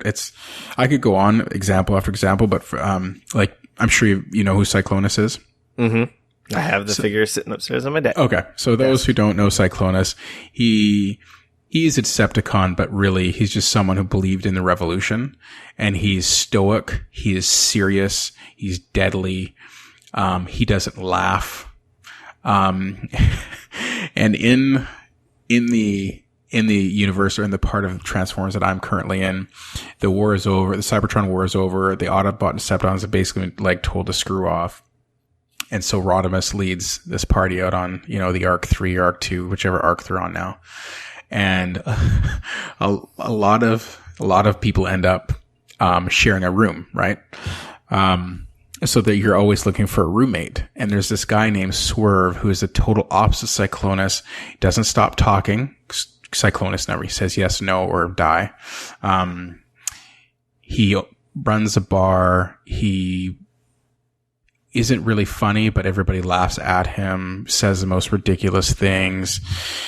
And there's like an entire 2 or 3 episode stretch where Swerve is trying to convince Cyclonus to be his roommate. And it's literally, you're watching The Odd Couple, or The Odd Fellows. I don't know if you've ever seen the show, or The Odd Couple. It's literally Odd Couple is taking place inside the pages of Transformers. The jokes are totally unexpected. They're super funny, and they stick so close to who these characters are, and they just slap them together in these weird situations. There's another comic that started out, and it's Rodimus, and he's looking right at you, and he's like, "Is this thing on?" Well, I don't know. And he's answering. You don't hear the questions. Obviously, you don't read the questions. You just see the answers.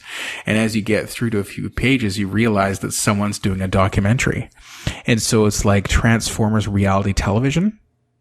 And what they'll do is Rodimus will answer all these questions, and then they'll cut to someone else who will also answer the questions about Rodimus and how they see him. And it was like I was laughing out loud in bed at 11 o'clock at night when everybody else was sleeping. It was so funny. I've heard good things about the comics. Yeah. Do you know if these are recent ones or older ones? These ones are older ones. Mm-hmm. But I've got people that are right. I'm just reading them all for the second time, but I know people that are right up to the latest ones. I know the current stuff. People and some other feeds and Twitter followers that I follow have been saying they're hands down like the best comics right now. Oh, I believe it. I love these things. I just can't get over how. And it has to do with how well they're written. Mm-hmm. Yeah, the writing's excellent, and the Transformer universe is deep. I mean, there's a really interesting thing. Like there's a lot of religion in Transformers. There's a lot of spiritualism. There's a lot of stuff that they dance around sexuality a lot, but there's a lot of relationships between Transformers that are, and I mean, there's definitely male and female characters, right? But in the world of Transformers, it's males and males are pretty much like, there are girls and, guys do like girls, but there's a lot of, relationships that they're clearly not saying it, but they're making it really clear. Like there's no sex in these. I almost whispered there, like my kids were going to hear me say sex. There's obviously no sex in this world, right? But there are absolutely what I would characterize as gay relationships. because they're more than just friendship, like regular friendship. There's an intimacy there and a shared life, and it's fascinating to see all the things that Transformers. I've only ever been I'm into the toys because I like the figures, I like the way they look. Yeah, I have a connection to the old Generation 1 cartoon series because I grew up watching it. Yeah, me too. But I never got into the comics. I never did too. This is a recent thing for me. Gregarious would be a good word to describe Swerve. So would outgoing, enthusiastic, upbeat, joyfully irreverent, flippant, sarcastic, wise ass, troll, or total pain in the aft. Yeah. Yeah, and then you pair him with Cyclonus. I had to look up who he was. Yeah. I didn't have this toy, but yeah, he's an old school Generation 1. He was basically the recolor of... no, not really. He kind of looks like Huffer, but he's a pickup truck. Oh, I forgot about Huffer, yeah. Is he a pickup truck in the cartoon or a vehicle? I guess he'd be a Cybertronian vehicle, right? Yeah, so you have no idea and it's so funny too, right? There's this whole thing about there's Transformers and everyone cares about your alt mode, like what you transform into, right? And your alt mode, your alternative mode is the thing other than a robot. And there's what they call monoforms, which obviously are people that don't transform, and those people try to take over, and they're completely racist against anyone that transforms.